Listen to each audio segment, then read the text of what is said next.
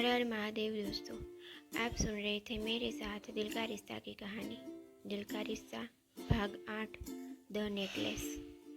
सुबह का वक्त था जब स्नेहा देवयानी जी और शिवांश के साथ काशी विश्वनाथ के मंदिर आई हुई थी। स्नेहा जहाँ मंदिर देखने में व्यस्त थी, वहीं देवयानी जी थोड़ी दूर खड़ी किसी का इंतजार कर रही थी। तभी वही पुजारी जी बाहर आए जिनसे वो कुछ देर पहले इशारे में कुछ बातें कर रही थी। वो उनके सामने आकर खड़े हो गए। देवयानी जी ने उन्हें देखा तो हाथ जोड़ लिए और पुजारी जी ने एक हाथ उठाकर उन्हें आशीर्वाद दिया। पुजारी जी, कुछ कहने की ज़रूरत ना है। देवयानी जी कुछ कहे इससे पहले ही पुजारी जी ने हाथ उठाकर कहा, हम सब देख लिए हैं, वो आ चुकी है। अब तुम्हारे घर की जो भी उलझने हैं सब सुलझ जाएगी। अब बस खुशियाँ ही खुशियाँ होगी। मगर सब कैसे होगा? आपने कहा था कि गुजरात से एक लड़की आएगी जो हरिद्वार में हमें मिलेगी, ठीक उसी दिन जिस दिन हमारे घर में वो हादसा हुआ था, जिसे आज तक कोई नहीं भुला पाया। जैसा आपने कहा था उसी मुताबिक स्नेहा हमें उसी दिन मिली, वो भी गुजरात से है। आपने तीसरा संकेत ये भी बताया था कि वो जब हमें मिलेगी तब वो बिल्कुल अकेली होगी। उसके मम्मी पापा इस दुनिया से जा चुके होंगे। साथ ही आपने कहा था कि उसके दाएं हाथ की बाजू में वैसा ही ओम बना होगा जैसा हमारी बेटी की गर्दन के पीछे बना हुआ था। मैंने उसके हाथ में वो ओम भी देखा। इतना सब स्नेहा ही वो लड़की है ये जानने के लिए काफ़ी था। कहते हुए देवयानी जी को वो दिन याद आ गया जब उन्होंने स्नेहा से मिलने के दूसरे दिन उसकी बाजू में वो ओम का निशान देखा था। तब उन्होंने पूछा भी था कि ये क्या है, तो स्नेहा ने उसे बर्थ मार्क बताया था। इसीलिए तो वह स्नेहा के बनारस आने वाली बात से इतना खुश हुई थी और उन्होंने स्नेहा को अपने साथ चलने के लिए कहा था। देवयानी जी ने सब कुछ सोचने के बाद आगे कहा, मगर समस्या ये है कि वो आ तो गई है, मगर हम उसे कब तक हमारे घर में रोक पाएंगे? मम्मी पापा के अलावा भी उसके अपने होंगे, क्या वो उसे हमारे घर रहने देंगे? क्या स्नेहा खुद बिना किसी रिश्ते के हमारे घर रुकेगी? वो तो सिर्फ हमारी बड़ी बेटी की शादी की वजह से ही रुकी हुई है, बाद में क्या? देवयानी जी के चेहरे पर जहाँ चिंता दिखाई दे रही थी, वहीं पुजारी जी के चेहरे पर सुकून भरी मुस्कान थी। उन्होंने कहा, समस्या तो जब कुछ मिल तो नहीं तब होवत है। जो हमरा हो वो हमका मिल जावे, उसके बाद उसका अपने पास बनाए रखने के लाने हमका ही मेहनत करनी पड़ती है। स्नेहा का तुम्हारे घर में आना महादेव की मर्जी थी। अब उसका तुमको अपने घर में कैसे रखोगी, वो जो तुम्हारा बिटवा शिवांश ही तय करेगा।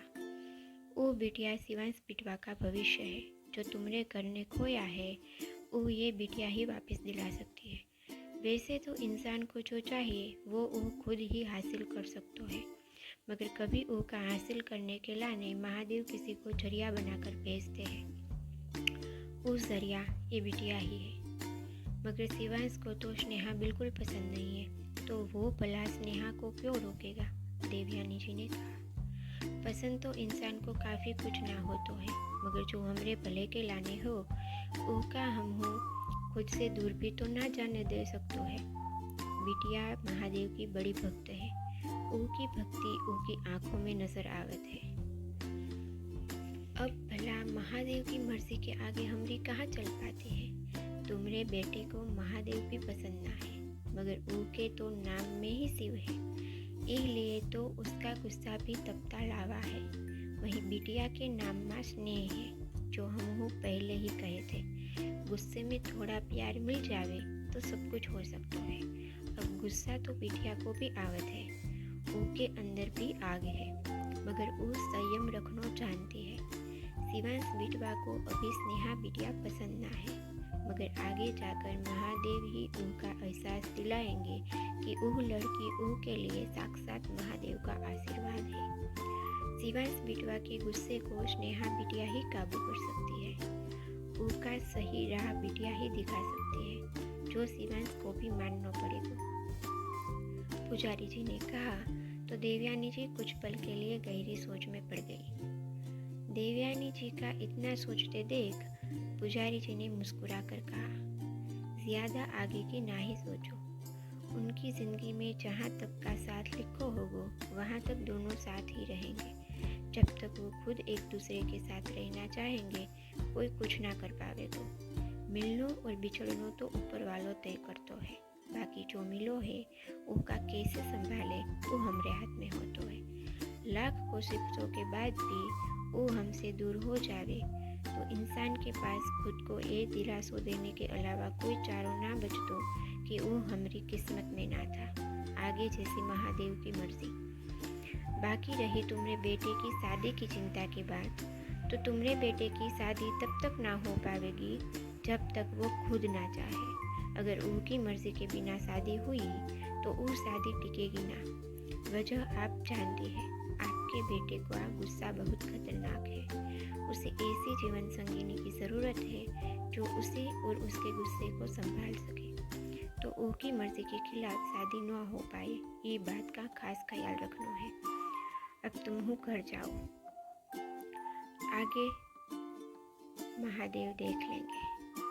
ये माला बिटिया को दे देना, ये का धारण करने से उनकी समस्या थोड़ी कम हो जाएगी, उनके बेचैन मन का शांति मिलेगी। हर हर महादेव। पुजारी जी ने देवयानी जी के हाथों में पंचमुखी रुद्राक्ष की माला रखी और चले गए। देवयानी जी यहाँ आगे के बारे में जानने के लिए आई थी, मगर पुजारी जी की बातों से और भी उलझ कर रह गई थी। वह भारी कदमों से बाहर चली आई। स्नेहा और शिवांश बाहर घाट की सीढ़ियों पर बैठे थे, मगर अलग अलग दिशा में मुंह करके, जैसे दोनों एक दूसरे का चेहरा तक देखना ना चाहते हो। ऐसे में शिवांश स्नेहा को कैसे रोकेगा? अगर वो चली गई तो वापस से घर बिखर जाएगा। स्नेहा और शिवांश को देखकर देवयानी जी मन ही मन सोचने लगी। माँ, हो गया आपका, तो अब घर चले? शिवांश की आवाज़ से देवयानी जी अपनी सोच से बाहर आई। हाँ, चलते हैं, देवयानी जी ने कहा। शिवांश तुरंत ड्राइवर सीट पर जा बैठा। देवयानी जी कुछ कहे इससे पहले ही स्नेहा पीछे की सीट पर बैठ गई। देवयानी जी ने एक नज़र स्नेहा को देखा और वह भी उसके पास बैठ गई। शिवांश ने गाड़ी स्टार्ट कर आगे बढ़ा दी। देवयानी जी पूरे रास्ते पुजारी जी की बातों के बारे में सोचती रही। आई तो थी स्नेहा को रोकने का रास्ता पता करने, मगर जो जाना उससे और भी परेशान हो गई थी। आंटी, घर आ गया। स्नेहा की आवाज़ से देवयानी जी जैसे नींद से जागी। स्नेहा ने देवयानी जी की ओर का दरवाज़ा खोला तो वह नीचे उतर गई। तीनों अंदर चले आए। वैदेही, अनिका और राजेश्वरी जी भी आ चुकी थी। वैदेही जी देवयानी जी को खरीदी हुई ज्वेलरी दिखाने लगी, मगर देवयानी जी अपनी ही सोच में गुम थी। दादू ने देखा तो वह भी कुछ परेशान हो गए। स्नेहा अनिका के पास बैठी थी। शिवांश सूरत अपने कमरे में चला गया। स्नेहा, ये तुम्हारे लिए लिया है, देखो ना, पसंद आया?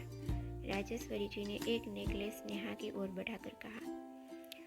स्नेहा ने देखा तो वह पतला सा डायमंड नेकलेस था, जो कि काफ़ी महंगा लग रहा था। तो स्नेहा ने उसे तुरंत वापस करते हुए कहा, ये मैं नहीं ले सकती, ये तो बहुत महंगा है।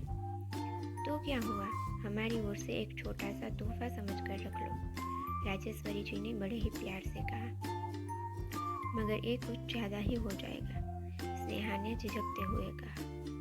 इतना भी महंगा नहीं है, आपने इस परिवार के लिए जो किया उसके सामने ये कुछ नहीं है। आप इसे पहनेंगी तो हमें अच्छा लगेगा, दादू ने कहा। तो स्नेहा मना नहीं कर पाई। देखे तो आप पर कैसा लगता है, अनिका ने कहा और स्नेहा के गले में नेकलेस पहना दिया। ये तो जैसे तुम्हारे लिए ही बना हो इसे तुम्हारे गले में लग रहा है, वैदेही ने खुशी से भरकर कहा, क्योंकि वो नेकलेस उसी ने पसंद किया था। नेकलेस स्नेहा के गले में वाकई बहुत खूबसूरत लग रहा था। ज्वेलरी दिखाने के बाद वैदेही और अनिका ने सभी बॉक्स देवयानी जी को संभाल कर रखने के लिए दे दिए। स्नेहा ने भी अपना नेकलेस उन्हें दे दिया। देवयानी जी सारे बॉक्स लेकर अपने कमरे में चली गई। राजेश्वरी जी दोपहर के खाने का इंतजाम देखने किचन में चली गई। अनिका और वैदेही स्नेहा को अपने साथ लेकर ऊपर चली आई। तीनों ऊपर बने हॉल में सोफे पर बैठ गई। अब बताओ, आपने आगे क्या सोचा है? आपको लिखना पसंद है, बहुत सी कहानियाँ लिख चुकी है, तो उन्हें पब्लिश करवाने के बारे में कुछ सोचा? अनिका ने तुरंत पूछा। अभी तक तो नहीं, स्नेहा ने कहा। आप कहो तो भैया के एक फ्रेंड का पब्लिकेशन हाउस है, वहाँ आपकी कहानियाँ पब्लिश हो सकती है, अनिका ने सुझाव देते हुए कहा। भैया मतलब शिवांश जी? स्नेहा ने मनी मन सोचा, फिर कहा, नहीं, फिलहाल तो पहले जॉब करना चाहती हूँ, फिर खुद की कमाई से ही बुक पब्लिश करवाऊंगी। तो जॉब भी तुम उसी लाइन में कर सकती हो, जैसे कि प्रूफ रीडिंग, कंटेंट राइटिंग, ऐसी बहुत सी जॉब होती है, वैदेही ने तुरंत कहा। मगर मुझे एक्सपीरियंस नहीं है, स्नेहा ने अपनी समस्या जताई। तो क्या हुआ, शिव भाई आशुतोष भाई से बात कर ले, तुम कुछ दिन काम करना, अगर सब सही होगा तो जॉब पक्की हो जाएगी, और मुझे तो पता है तुम कर ही लोगी, वैदेही ने कहा। लेकिन मैं यहाँ कैसे जॉब कर सकती हूँ, मुझे गुजरात वापस जाना है, वहीं कहीं जॉब कर लूँगी, स्नेहा ने कुछ सोचते हुए कहा। क्यों नहीं कर सकती, माँ ने कहा कि तुम्हें बनारस से बहुत लगाव है, तो तुम्हें यहीं जॉब मिल जाए तो क्या दिक्कत है, वैदेही ने कहा। तो स्नेहा कुछ पल के लिए सोच में पड़ गई। स्नेहा अभी किसी डिसीजन तक पहुँच पाती उससे पहले देवयानी जी ने ऊपर आकर कहा, बेटा जरा नीचे आना। तो स्नेहा उठकर देवयानी जी के साथ नीचे पूजा घर में चली आई। उन्हें पुजारी जी ने दी हुई रुद्राक्ष की माला महादेव के चरणों से लेकर स्नेहा के हाथों में रखते हुए कहा, बेटा इसे पहन लो, पुजारी जी ने तुम्हारे लिए दी है, ये महादेव का आशीर्वाद है, इसे पहने रखोगी तो तुम्हारी जिंदगी में आने वाली समस्याओं को आसानी से हल कर लोगी। देवयानी जी की बातें सुनकर स्नेहा की आंखों में नमी तैर गई। ये परिवार उसके लिए बिल्कुल अनजान था, फिर भी सभी लोग स्नेहा को कितना प्यार देते थे। देवयानी जी ने देखा तो प्यार से स्नेहा का गाल छूकर उसके दाहिने हाथ में माला पहना दी। माला धारण करने के बाद स्नेहा ने पार्वती जी और महादेव की मूर्ति के सामने हाथ जोड़ लिया। देवयानी जी ने पीछे मुड़कर देखा तो दादू उन्हें कुछ कहना चाह रहे थे। बेटा अब तुम आराम करो, देवयानी जी ने कहा, तो स्नेहा वापस ऊपर चली गई। तो ये था दिल का रिश्ता कहानी का 8वां भाग। आगे के भाग सुनने के लिए मेरे चैनल से जुड़े रहिए, और अगर कहानी पसंद आए तो कहानी को लाइक और कमेंट करना ना भूलें। तो जल्द ही मिलते हैं अगले भाग के साथ, तब तक के लिए हर हर महादेव।